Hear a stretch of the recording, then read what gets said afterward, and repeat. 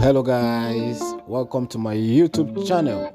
In this video you're about to watch, Chimamanda Adichie blows hot on APC and wole soyinka. She also urged the United States to live to their responsibility. I'm joined now from our studios in Lagos by the critically acclaimed award-winning author Chimamanda Adichie. Chimamanda, thank you very much indeed for joining us, and I apologize for the stress you had to go through getting to the studio. I understand it's pouring buckets in Lagos and there's the snarling up of traffic. So thank you very much for joining us. No, I should apologize. I should have left, knowing Lagos, of course, I should have left on time. So I should apologize. Well, the most important thing is that you're here. So let's get straight into it, because you called the 2023 presidential election a slap to the face of the Nigerian people and insults to the collective intelligence of Nigerians. Tell us why you see it that way. Well, I see that when I wrote that letter, because I think it's important to preserve the truth. Right? I think that when something like this happens in a country, it's really important to tell the story of what happened. One of my favorite poems has this line. It's by Robert Lowell, and it says, "And yet, why not say what happened?" So I wanted to say what happened. And what happened is that this was an election that was really unforgivably flawed. And there's evidence for that. And I felt it was important to say that. But also I wanted to call out the US for what I consider a kind of two-facedness when it comes to Africa. So, the US has a long history of complicity in, sort of non-democratic elections on this continent. So recently in Congo, 2 or 3 years ago, they endorsed an election that was an absolute sham. But then the same US will turn around and criticize Congo for not being democratic. And so my point was to say, be what you say you are, right? You cannot criticize African countries for being undemocratic while at the same time endorsing something that is quite self-evidently undemocratic.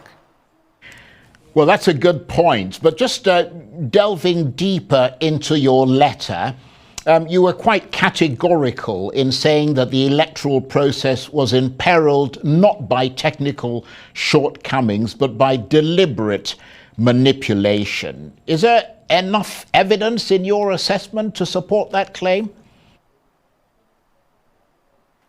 Yes, and I think maybe the most glaring is that we Nigerians all saw these mutilated election sheets, right? We all saw them. We saw polling unit agents talking about how what they had from the polling unit was not what was then announced formally, officially, or uploaded formally, officially. And I think for me, that's a really striking reason and an example of how this election was not about technical glitches. And can we also realize that Nigeria is full of very bright young people in tech? There's no reason for that excuse of technical glitch. And the other question then is, if it was a technical glitch, why was it possible for most people to upload the results of the other federal elections, but not the presidential? And I think most of all is that there's just been this resounding, unfortunate silence from INEC and from the chair of INEC. I think Nigerians deserve the respect of an institution that's supposed to shepherd their democracy. So nobody's come out to explain to Nigerians how that happened. There's a statement about technical glitches. It's unconvincing. And knowing how much hope and trust that Nigerians invested in this election, knowing that Nigeria is a low-trust society, means, I think, that if people really are sincere and there's really nothing to hide, then you make an extra effort to go out and explain to Nigerians what happened.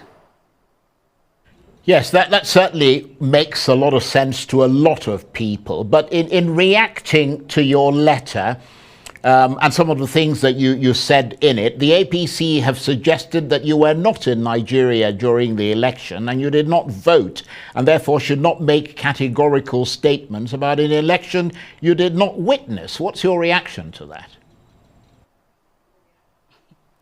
Well, I don't think it's very useful criticism. I should say, first of all, that I've never been fazed by criticism. I mean, I wrote this, of course, knowing fully well that there would be criticism from certain quarters.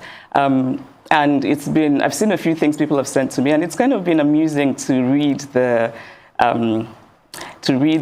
juvenile fulminations of non-juvenile people. But that said, I actually did try very hard. And I should say, I have two homes. I have a home here in Lagos. I have a home in the US. I'm very often here. I tried very hard to get my PVC. And the reason I tried very hard is because I had been assured that technology would save us. Right? That it had worked in Oshun, worked in Ekiti, and I think in Anambra, that it would save us. And so I really tried. And we should also talk about how difficult it was to collect PVCs and how that in itself is a form of voter disenfranchisement. And so I had done the first part, but then I couldn't collect my PVC. And so, yes, did not vote. But my not voting does not mean that I cannot comment on an election. I'm a Nigerian citizen. Every Nigerian citizen has a right to have an opinion about this election. And so when people say that BVAS worked, but IREV didn't work, which is sort of a way of countering the accusation that the technology was manipulated, really the response is both have to work for the election to be credible. Right? So BVAS was about making sure that we didn't have ghost voters, that people who were actually there voted. But that it defeats the purpose if you then do not upload the results, because those results that you have sort of you've made sure that real people voted, but then those real results, we can't see them in real time. We cannot see them as Professor Yakubu Mahmood said. He said, and I'm going to quote because I've read this so many times, that the public would be able to view the polling unit results as soon as elections are finalized on election day. Right? So I think that's a really important thing to talk about and to address with the Nigerian people. The Electoral Act says that INEC, gave INEC the legal backing to have electronic transmission of results, and did say in a format that INEC would decide. Right? And we know that format because the chair of INEC told us what the format would be when he said that these results would be uploaded at the end of voting from the polling units. And that was not done. And it seems to me strange to sort of deflect from that important issue and talk about how someone, is not in Nigeria and how... those are not the points. The point is what happened? What happened? Well, absolutely. And I suppose that is also the crux, to some extent, of the legal challenges that are ongoing at the moment in court. But in their sort of rather caustic response to that letter that you wrote to Mr. Biden, you mentioned Mahmood Yakubu there. The Tinubu team have suggested that you may face a lawsuit over an allegation contained in your letter that Mr. Tinubu may have compromised the chairman of INEC, Mahmood Yakubu, although you also point out that there is no evidence of the astronomical US dollar amount he is rumored to have received from the president-elect. Are you worried about the possibility of a lawsuit? No, and I'm not worried at all. Again, I think that these are things that try to deflect from what is really important and what is at stake. It would be very useful if people could point out what is untrue in the letter. Right, so I think it's important, we talk about, we all know these stories of people who complained about, how we voted at the polling unit is not what we're seeing reflected in the results. All of those stories, which, yes, they're anecdotes, but I think they give us useful insight into what happened in that election. In a way, it becomes a kind of, all of those anecdotes together become a kind of tidal wave of truth-telling. And I think that the rumors surrounding this election are part of the story of this election. If you leave a gap in information, people will try to fill that gap. It's how human minds work. And again, like I said, our country is such a low trust society. And we're so desperate to believe in something. And then we believe in this election. It doesn't work out well. And nobody gives us a convincing reason. So, of course, people are going to rumor about, people being compromised. Also, our political landscape is steeped in people being compromised. So I'm not worried about that. I think that any fair-minded person in this country who's honest will acknowledge that these rumors are circulating. I said very clearly there is no evidence for them, but I do think it's important to say in the story of this election that many people are starting to think that what explains what happened is this compromising.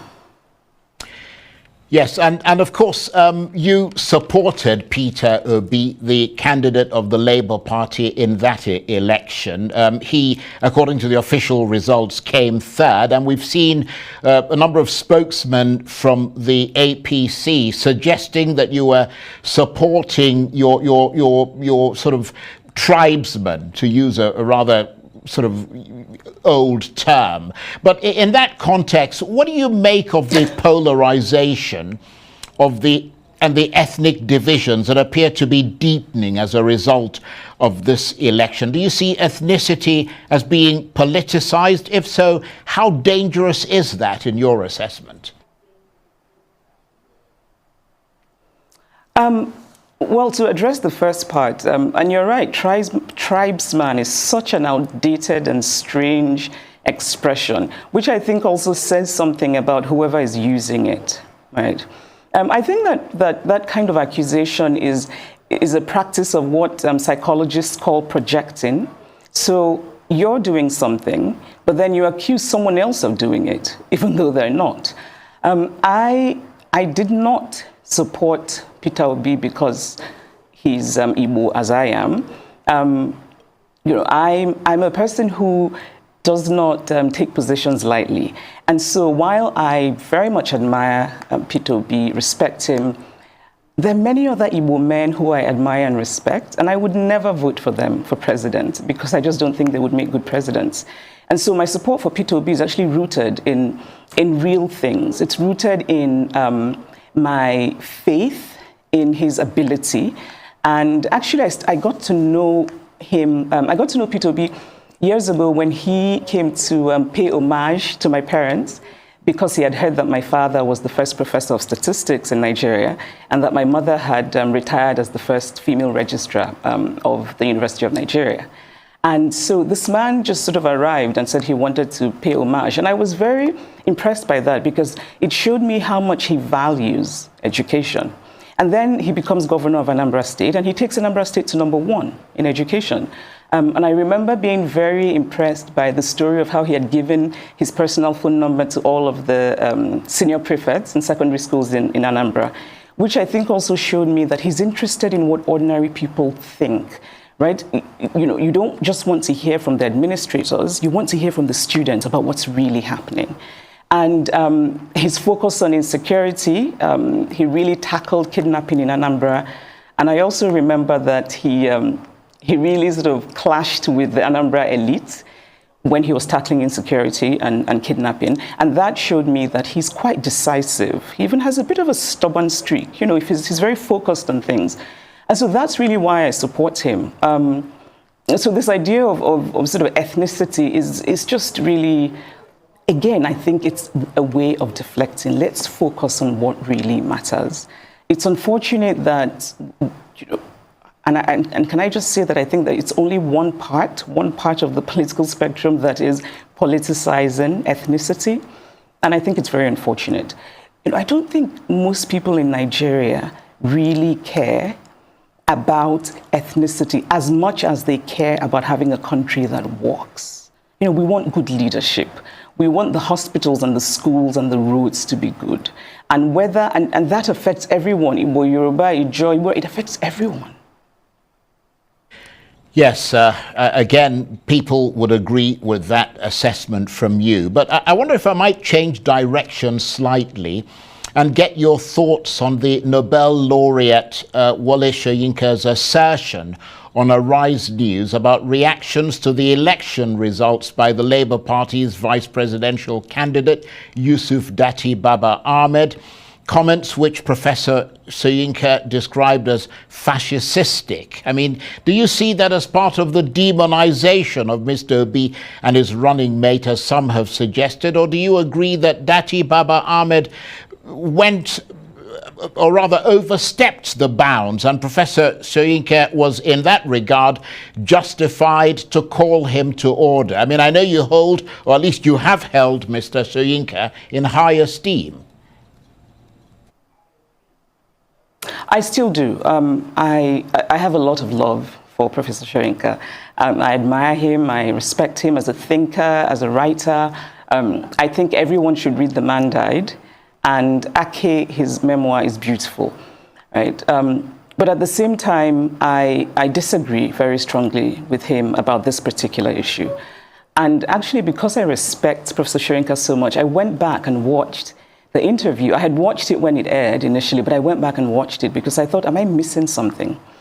And I think fascist is a really strong word. You know, fascist actually often makes me think of Mussolini's Italy. But I think we use it now, you know, sort of to address this kind of authoritarianism that's often populist and right-wing, you know, like in Hungary and even the former American president.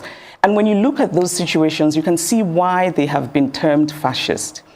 And I did not see any reason that Mr. Dati Baba Ahmed's interview would have been termed fascist.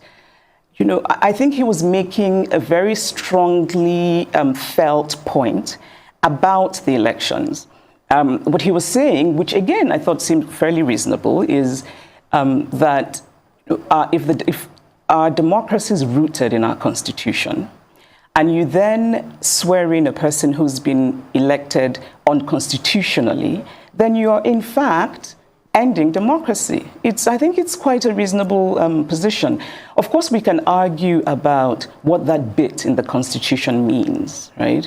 And I'm actually grateful for this whole election period because it's made me read things I probably never would have, such as the Nigerian Constitution, and also made me have quite a few suggestions for editing. But anyway, I think now we're talking about what does "and" mean, right? So Mr. Dati Baba Ahmed is saying that it's, you know, 2/3 and the FCT, and that's separate. And it's a reasonable argument. You know, "and" is a conjunction. We use it in that context often to mean plural, right? So we say Aisha and Yemi are coming. And we don't say Aisha and Yemi is coming. That's because they're two separate things, two separate entities. And of course, the court will interpret. But I don't think it's unreasonable for educated Nigerians who can read and who know what the word "and" means to make their own interpretations and to argue it. And of course, the fact that the Labour Party is in court means that they do not believe that this election is constitutional. And so I just didn't, I didn't quite see why it would be termed fascist. I mean, we could, I think a charitable way of reading Professor Soyinka's comment is that Professor Soyinka himself, I think it's fair to say that he is not given to restraint in language in general. And so maybe that's where that word fascist came from. However, I have suggestions for what we could use fascist for. We could use fascist for INEC. Because as it is right now, many Nigerians feel deeply cheated by INEC, deeply disenfranchised by INEC. And there's an authoritarianism, which obviously is the basis of fascism, at the center of manipulating an election. Because what you're doing is you're gagging people, you're forcibly taking away their voice. That is fascist. Fascist is all of the violence that happened during the elections. Fascist is the way that some people remain silent about that violence. Fascist is, fascist is a government that hasn't come out to address the very tangible and palpable discontent in this country. I think that, and when I say that we can use fascist for INEC, what I mean is the fact that, so many of us, including myself, are convinced that this was not in any way technological glitch. I think that Professor Yakubu had an opportunity for heroism, and I think he wasted it spectacularly. Because he could very easily have become the hero of not just Nigerians, but Africa, because so many Africans are watching.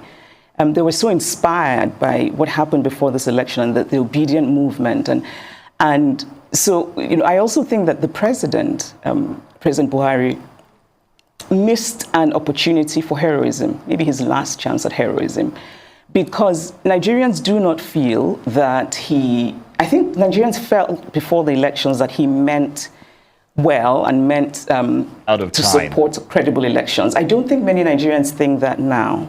Right. And I wish that he had taken a page from, the former Very president. Very briefly, because we're out of time. Who was a really good man, a moral man. Right.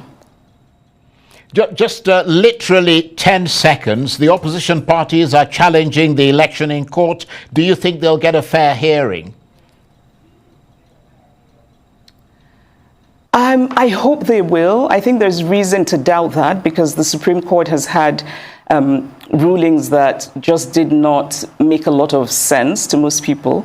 And so there's reason to worry, but I'm hopeful. I'm generally hopeful. So I'm optimistic that they will do the right thing and that people will get justice. I'm really sorry I had to interrupt you to end the program, but unfortunately we're out of time. I could talk to you forever, but thank you very much indeed for taking the time to come and share these your thoughts about the elections with us. Chimamanda Ngozi Adichie is a critically acclaimed award-winning author, and she was talking to me from our studios in Lagos. That's it for this edition of